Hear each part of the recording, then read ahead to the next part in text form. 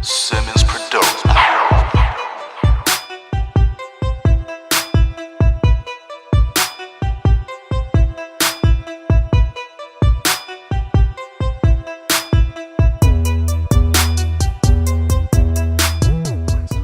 What's good, people? It's your boy Simmons. It's your boy Dane. This is Don't Shoot the Messenger podcast. Bang, bang, bang, bang. With this podcast, our purpose is to shed light and information and all sorts of shit. It might be entertaining. We're not politically correct. We're going to let you know Not straight off the rip. I got some Moesha in the cup. If you don't know what Moesha is, that's Brand. I mean, it's Randy. It's Ray J's brother. sister. Yeah, Ray J's sister. So, as you can tell, my mind is already kind of all over the place with it. Right. I've been slipping. But we're going to be good. We're going to be We're all right. going to be good. My mind is still working, though. It's still firing. Yeah. So, there's a lot of honesty within this podcast. We tell the truth. The raw truth. Yes. It's not politically correct or whatnot. We're going to piss some people off. We're going to piss off some racists. Make them mad. We're going to piss off some religious folks. Make them mad. We're going to piss off some hotep niggas. Make them mad. We're going to be pissing off some people, but we want to, at the same time, we want to make some people proud. They're like, wow, these people's actually, these two individuals actually giving some valuable information. Hence the name, Don't Shoot the Messenger. Yeah, hey, if the truth hurts. Hey, don't shoot us. Don't shoot If the us. truth hurts. But I'm going to keep it 100 with you. We're coming from a super sincere place. Mm-hmm. I believe communication is important. Mm-hmm. I believe that, you don't solve a problem by not talking to people. Yeah, facts. So I want to start. We want to come together and we want to start topics. We want to start conversations that get people talking. Yeah. You don't have to agree with us. You don't have to like us, but leave a comment. Let us know. Speak your truth. Let us know. We'll read it, and then we'll come back and we'll have a dialogue that may be something that is beneficial for both of us. You may be able to enlighten us in the comment section the way we might be able to enlighten you here on the podcast. Facts. And if you're going to just be in the comments trolling, I'm going to tell you right now, fuck you ahead of time.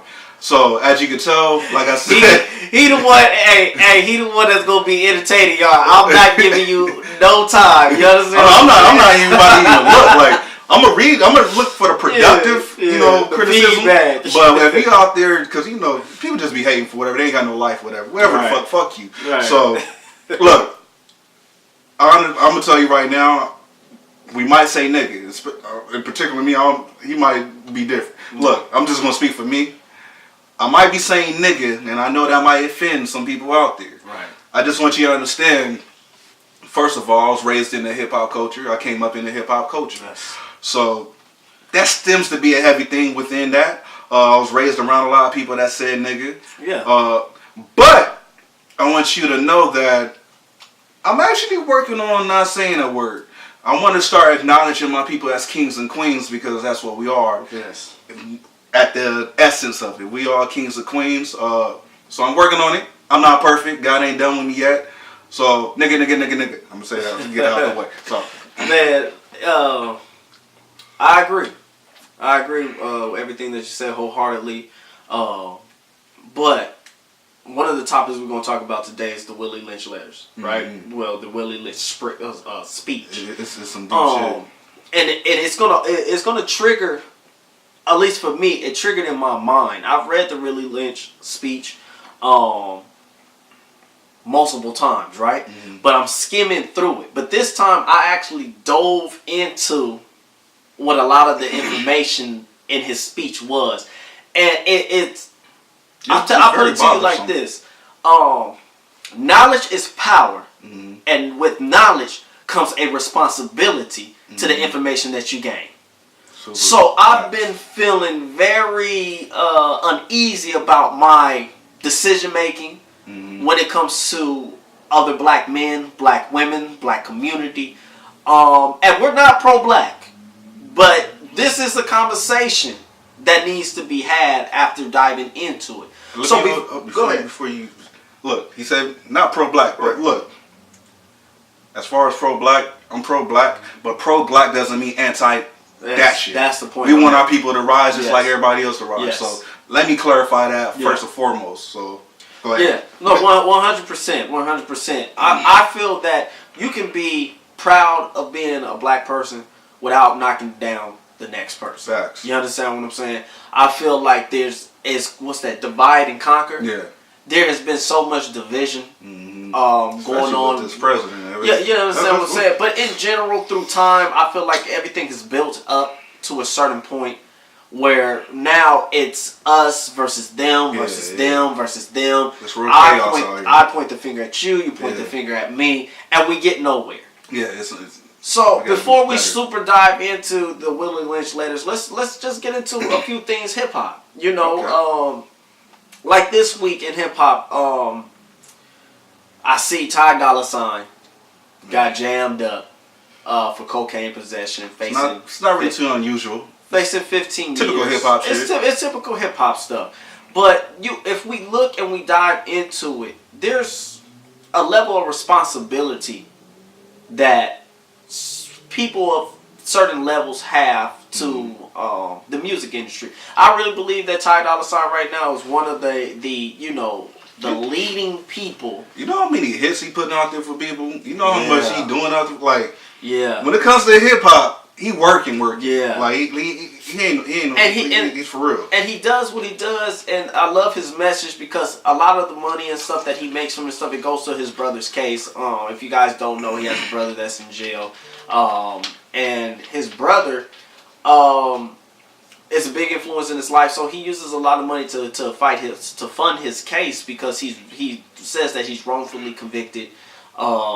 I don't know the aspects of his case, but I feel like Ty is doing something positive. He's making good music. It's great vibes. Mm-hmm. Matter if you're at home, in the club, in the car, you're gonna feel it. It's gonna hit you. And I feel like we get into the type of mindset where we feel that we don't have a responsibility to the community.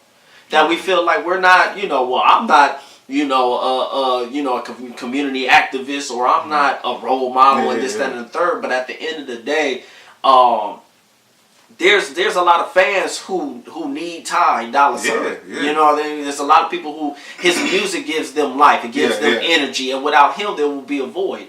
So the truth of the matter is, a lot of artists have to understand that you have a responsibility, and the things that you did when you were younger, the mindset that you had when you were younger, sometimes it doesn't translate once you become a certain level of stardom and you have a platform. Because we can look at it like this: transferring over to the Ebro Kodak Black situation, right? Mm-hmm. So I don't believe that Ebro was 100% wrong in what he did. Mm-hmm. But at the same time, it goes into what we're talking about, right? Mm-hmm. Holding these artists accountable for the things that they do. Kodak Black has a sexual assault case coming up in April. Ebro called him out on it, asked him, a couple questions about it. Ebro will tell you it wasn't a question, that he was making a statement. And Kodak Black got mad, cut the interview short, and walked out. For me, I feel that, there's ways of going about having certain conversations without, stepping on toes. Because it's a conversation that needs to be had. You know what I mean? And I understand that, Kodak Black had an album that came out today, and it's a promotion tour for him, really, just to talk about the album. And I know there's certain things he doesn't want to talk about. And I know that because it's an open case, that sometimes, the prosecution can use these conversations. The reason why Ebro he didn't even try to go deep into it. Right. In his defense, he was on a later time. Right. Let's come back to that. Yeah. So it still goes into hand in hand with, you don't understand what your personal life is and where you're going. And the weight that it holds to the people who follow you. So the truth of the matter is, the Ty Dolla $ign dog, right? So this is an input real quick. As you can tell, we're not like high production and shit. This is all self-made, self-done. So you might hear some dogs in the background. I'm gonna keep it 1,000 with you. Might hear my dog back. Trying to get that shine. But anyways, no, back to, what I was saying is that you have to understand, if you're an up and coming artist, you have to understand that your craft should be the most important thing to you. The music should be the most important thing to you. The expression should be the most important thing to you. Because Kodak Black, whether you like him, whether you don't like him, I have no issue with Kodak Black. I've listened to some of his music, and if you listen to his music and you really try to dissect it and unpack it, he's talking about where he comes from. Yeah. He really is talking about where he's come from and the things that he's around and the influences that he has. Like he has a new song where he's talking about how, look, his main focus is his mother. His main focus is not being stuck in the prison system. I can understand that. But at the same time, like Ty Dolla $ign, we have to stay away from the nonsense. We have to be more conscious of the steps that we take, the movements that we do, because it's easy, especially being, a minority and making this type of money. They'll take it away from you in a blink of an eye. Quick, fast. So, like, touching on to that, as you were saying, like, because me, I'm a upcoming artist, producer, engineer, photographer, all that shit. Anyways, I study and pay attention to people's moves and see what's the right move, what's the wrong move. I'm business minded. I pay attention to see what works. So watching artists or whatnot, a lot of artists tend to try to cop out and say that they're not a role model. But let's keep it 100,000. At the end of the day, people look up to you. They admire the life that you live. They love your music. They're listening to everything that you say. You're you're in the high. So it's like, if you want to take that role, whatever. If you don't, whatever. But you got their attention. Like it or not, you have a level of responsibility. Exactly. You have a level of responsibility. So it's up to you. What type of information am I about to put out here through these sound waves? Am I going to say some shit that's going to help develop people? Am I going to help some people? Am I going to say some shit that's going to help people get through something? Or it's going to hurt them. Or is it going to hurt them? So a lot of times artists do something, like do music that's going to help them through some shit. It might be a fucking club record, whatever, turn up record, like you forget about your drama, whatever. So you in a moment, you turn it up. Or it might just be an in detail type of situation of real life shit. Right. So it's like, artists got to start taking accountability for their actions. Right. As far as like what type of message you're putting out there. And even, I don't expect everybody to be no fucking public enemy or anything like that. But acknowledge that your moves, the stuff that you do, people are paying attention. Somebody young is out there paying attention. Yes. So what would you do if your son is paying attention to all your moves, your daughter, whatever? Would you want them to move like you? Right. Let's keep it 1,000. We got to get to, like I said, we have to start getting, it's a double standard. Definitely. In hip hop. You have people who are conscious and they feel like they owe the community a responsibility. Then you have people with the same platform who believe that they don't owe anyone anything and they talk about anything, they do anything. And they have people who follow them and they're following in their footsteps doing the same exact thing. So the truth of the matter is, man, hip hop, the black community, inner city communities, minorities, everything, it's a village. Yeah, definitely. And we're all... It's multicultural. It's multicultural. We're all in the same boat, paddling Trying to get upstream. And the truth of the matter is, we should be holding these people to standards. You know what I'm saying? Like, I'm a fan of Ty Dolla $ign, but at the same time, like I said, there's a level of disappointment because I'm like, bro, you're needed for the culture. Yeah. You're really needed for the culture. And we don't need you sitting down for no 15 years. And we know how, like I said, if you look at the Meek Mill case, you look how they'll put you on probation for 10 years, knowing that if you sneeze wrong, they gonna lock you up. For some bullshit. So let's not give them the keys of control over us. You know. So switching reels, let's get into the Willie Lynch letters. Right. Let's go. It's a real deep situation. It's a real deep situation because I'm trying to segue the best that I can and tie all of these things together with the Kodak Black situation, with the Ty Dolla $ign situation, and how as black men we find ourselves living life as if we're on an island alone. Even black women too. Let's put that out there. Yes, too. Yeah. All as a whole. And you have to realize that in 1712. This dude, William Lynch, came from, it was like the Caribbean or something like that. He was a slave owner. West Indies. He was a slave owner in the West Indies. And they brought him here to Virginia to give a speech on how to control, but better yet, break the mind of the slave. And he came and he said that if you follow what he did, 1 year of breaking the mind will have these people broken for 300 years.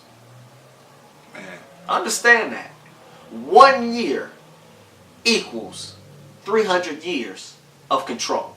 Look, the shit that you see, even in current times, it's not by no accident. Not at all. It's a design to it. There's a method to the madness. He taught them how to break slaves, and he compared it to something as a horse, which was crazy. So it's like we're being looked at as just mere animals, as some primal beasts. 3/5 of a human being.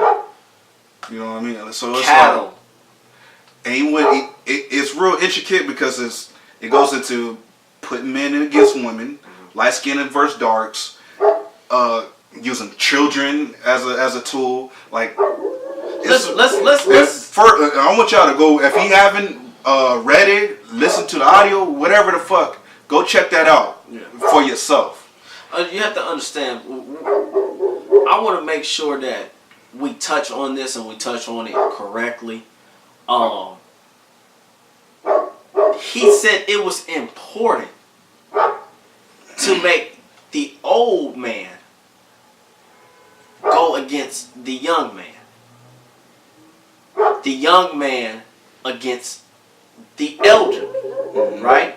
The woman versus the man versus the woman, dark skin versus light skin. If you pay attention to how it correlates in the black community, we still have that issue today. We have no role models. There are generational gaps, and when you think about it, I'm no longer going to use the word generational gap. It was a strategic attack against giving young men a mind as they're young. Because he said the most dangerous Negro, and I'm saying Negro to be politically correct, but they were saying the most dangerous nigger is a civil nigger. He said because when you're asleep, he is awake. And when you're awake, he is asleep. Right? Or what did he say? I might have said it wrong. I think that was accurate. That's what he said, right? And he said his fear is that when he is asleep, the Negro will come and kill him. Right? So he said you have to break his mind. You have to make him just be a strong body. So what they used to do is they would take the man out of the house, tar and feather him, tie one leg to one horse, another leg to another, and split him in half in front of the family. The wife, the daughter, the son. Using fear as a tool. And even further, right. There's been cases where I believe it's called it's bucking, or I forget I think that's something like that. Basically, where the master in front of the family will bend the male over and basically rape him. Right.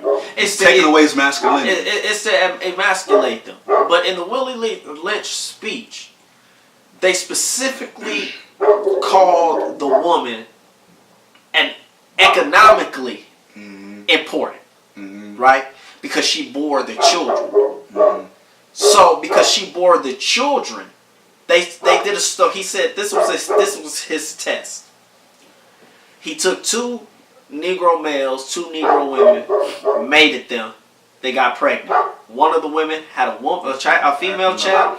Another woman had a male. They took both males out of the home. The fear that they instilled into the mother they knew would be taught to the daughter. Stay in line, do this, because they said that you had to break her to control her to understand to do what your will, what every will that slave owner had for that woman. They wanted her to do it with no type of resistance. So that type of teaching will be taught to the child, and now they control the child to not have any type of resistance out of fear. But when it came to the mother with the boy, they said that a woman who is raising a boy by himself teaches the young man's mind to be dependent on the woman. Mm-hmm. So now that he is dependent on the woman, he is no longer a man, chest out, chin up. He's no longer a threat. He is just a strong body to be used. So if you want to tie this to like current times, how many homeboys you know that be trying to find a female to take care of them? Like let me find a chick with a car. Growing up, I don't really know too many dudes like that. I don't associate myself with dudes like that. But growing up, back then, I knew plenty of dudes was trying to get a chick that had a car. I know him so they now. can take that car. You seen Baby Boy? I know him now. You seen Baby Boy? You up in Yvette car just dipping, throwing the rims on there like it's his. It's like Yvette at work all day. Yvette holding down her own spot. Yvette doing this, that, and the third, and you out here running around with no responsibility. This is not something that just happened to happen. That's not being the head of the household. Let's keep it 100. This was not by accident. Mm-hmm. This is something that happened strategically. This man created a blueprint to destroy the mind of the Negro male, of the Negro woman, of the Negro child, son, or daughter. So moving forward, it's like you got tension, light skin versus dark. Yes. Old and younger. Yes. Men and women. It's like me growing up with, if you really pay attention, because I grew up with my mom. She was single for a portion of the time or whatnot. She's married now. But if you notice how like you always got the big mama and a lot of people like they have so much high respect for their mom, like because their mom was the pillar and shit, especially in black communities. Yes. If you tie to Willie Lynch and that, like you can see the correlation of how that came to be. Yes. It's not by accident. It's a design. It was something to keep us in line, to break us and make sure that we follow suit. And they losing hold of that nowadays. It's a lot of rebellious behavior and whatnot to the system. So they're not liking that. So it's like when people start protesting and saying Black Lives Matter and stuff, they try to demonize it and saying that it's a terror group. Yeah. And it's like you got the people, KKK running around here, and nobody want to outlaw that as a terrorist group. Yeah. But Black Lives Matter, like they're quick to say like you're like man, fuck out of here. Man, educate yourself. Self-education, bro. Read. Mm-hmm.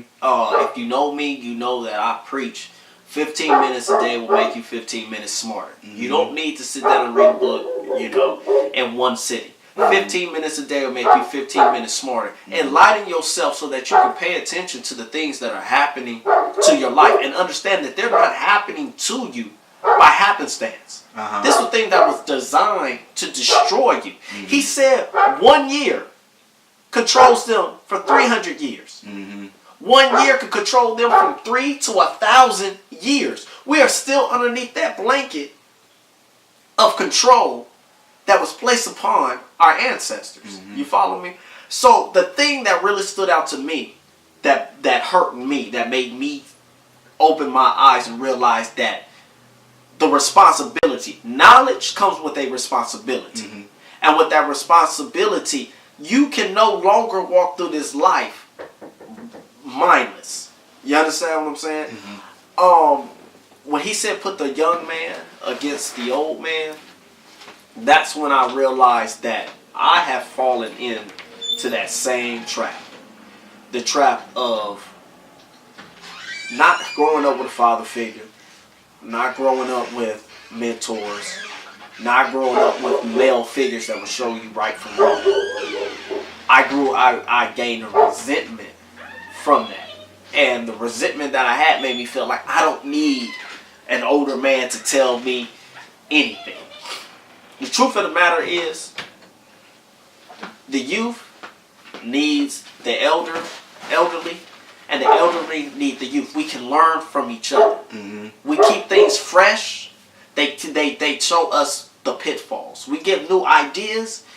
They give us a foundation to build on. Because as time goes, there's evolution. Yes. So there's new things that come about, and the older generation might not be too educated on what that is. Right. So you got new people come in, they're being innovative, and it's like you gotta use the youth to carry that on. Yes. But at the same time, with age, it comes wisdom. Well, yes. If you aspire to be wise as you get older, there's still ignorant people out there with age, but with age, it comes wisdom in most cases. So it's like, as you said, you gotta piggyback and use each other's strengths. Yeah. Like, you can't do everything yourself. It takes a village to raise a child. Yeah. So if you're not out here trying to be a productive citizen to society and actually represent what America is supposed to mean, as far as being a multicultural country that embraces every nationality, ethnicity, religion, all that stuff, like, you can't sit up here and knock down one person just because they don't follow the same principles or religion that you follow. Right. That's not fair. Who's to say that you're right, your way is right? Everybody wants to be right. Let's more so look for what's the best way, the best approach. And I tell people all the time, man, if you listen to everything that is said in the Willie Lynch speech, it's basically divide and conquer. Mm-hmm. They were afraid of the strength that a family would have. Mm-hmm. So they tried to brainwash you to believe that fear of them doing harm to you would keep you in check. Mm-hmm. The same way you do a dog. You know what I mean? You tie a dog up to a fence long enough that even when you take that leash off, that dog won't go past a certain point, because in his mind, mentally, I can't move no further past where I am. Mm-hmm. So I keep going back to, you have to understand that. Horse, but I get what you mean, though. You know what I mean? Yeah, horse, dog, you know what I mean, the leash, whatever. But you have to understand that this was a strategic blueprint made to destroy the mind of the black family. Mm-hmm. You understand what I'm saying? And if you really pay attention to it, these are the things that are taking place now. Yeah. We're very splintered as a people, and we don't know why. You think that, being light-skinned and being dark-skinned, having issues, it's something that, it's just because they want the light-skinned girl in the video. No. Nah. These are still subtle things that the industry, which is owned by strong white men. Whatever looks closer to being European. And my opinion on why, we're like this is that we don't necessarily have a sense of identity. Right. So if you look at the identity was stolen. When you took the father out of the home, when you brought the slave over and took away their natural religion, whatever they prayed to, whether it was to, a moon god, sun god, whatever their natural religion was, their natural language, their natural identity, their natural name was stripped. And then when it was stripped, then fear was pressed into them. Mm-hmm. And not only that, because it was the aspect of fear, but you got your Mexicans, you got your Puerto Ricans, you got your Russians, you got your Irish, you got your all sorts of people, Chinese, Japanese, whatever. They have a country that they identify with. Yes. If shit was to go wrong, they can go over there, or shit if the country see that their people is being treated wrong, it might be a fucking problem. Right. Black people, as far as African Americans go, we don't really have that sense of identity of we can go back to wherever the fuck. Yeah. We don't really have our roots was taken from us, so we can't even really identify with the culture. Yeah, so it's like we don't have the true identity or identification with Africa because we was taken away from that. Yeah. So it's like we're out here, everybody believes whatever the fuck they believe. I feel like if we was able to come.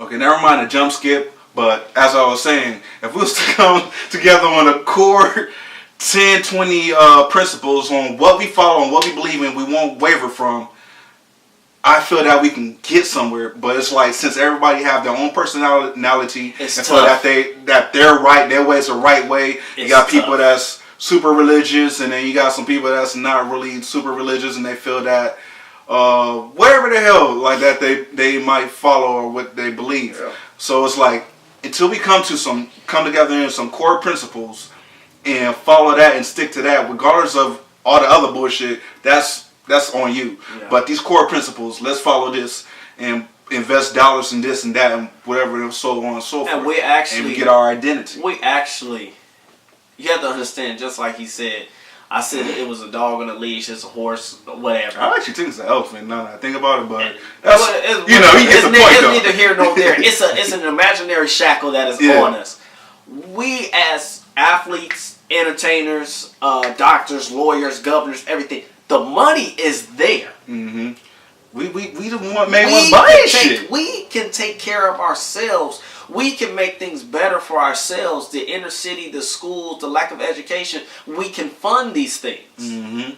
But we have to understand that we have to find a way to come together on the same page to be able to put our money together. Like, I don't have no problem if it was we could find a true leader and he's like, listen, this is the breakdown, boom, boom, boom. If you give this much money out of your own check to this, we're going to put this into schools. We're going to put this into our communities. We're going to fix the roads in our communities. We're going to clean our communities. We're going to make our community something to be proud of being in. I will be 100% for that because we have the ability to do so. The shackle of the mind is the thing that is still keeping us divided. And that's it right there. It's that shackle on the mind. As long as if you ain't enlightening yourself and educating yourself to become financially literate. All of that is important. If you're not becoming financial literate, if you're not becoming more aware of who you are, what's your truth, and you're not sitting up here trying to follow somebody else's standard, live your best life, as Lou Duvall said. Yeah. Live your best life. Really come together as brothers and sisters, your neighbors, and bond with people, regardless of race. Like, bond with people and really have a genuine bond. Don't always try to seek for what can I get out of this situation. Sometimes it's not. I tell people all the time, man, your life is not your own. Mm-hmm. The things that you go through is for you to help someone else. Mm-hmm. So don't think that all of your scars are for nothing. Especially if you got kids. Yes. Especially if you got kids. Your scars are not for nothing. Mm-hmm. Your scars are to help the next individual. Your scars are for you to tell that person, hey, don't walk down this street. Walk down this street. Don't do this. Do this. We can no longer make our life experiences a handicap.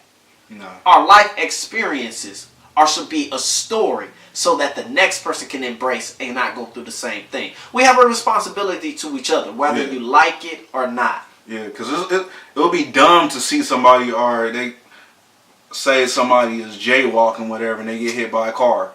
Okay, well, your common sense tell you to go jaywalk like that person, or go to the cross street and cross over there. Right. You know what I mean? Like, you can learn off of other people's mistakes, and do better and figure out how can I improve this situation and take it further. And then the next generation come in and they do what they do. You know what I mean? So it's like it's really up to people to really own the responsibility that somebody's always watching. Always. And what am I going to do while they're watching? Am I going to do something that's productive to the situation and that will help them grow, or am am I going to be selfish and do what makes me feel good about me, makes me happy? And selfish is the way that we've been going for years, and it hasn't really Facts. got us anywhere.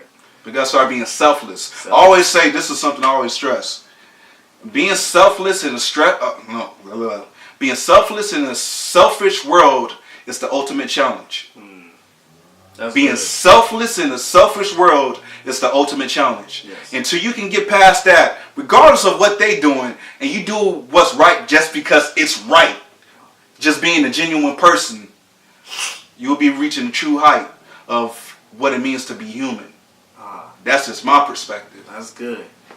I mean, and with that, I guess we're going to close out for this episode. This is episode 2. We're building. There's a lot more coming. We're moving forward. It's a marathon. It's not a sprint. Exactly. I know y'all heard a dog throughout the whole thing. I apologize for that. You can't really control what the animals do sometimes. So just bear with us. We grown. We about to really do some shit. We working on some shit outside of this as far as merchandise go, but that's in the future. We're gonna get to that.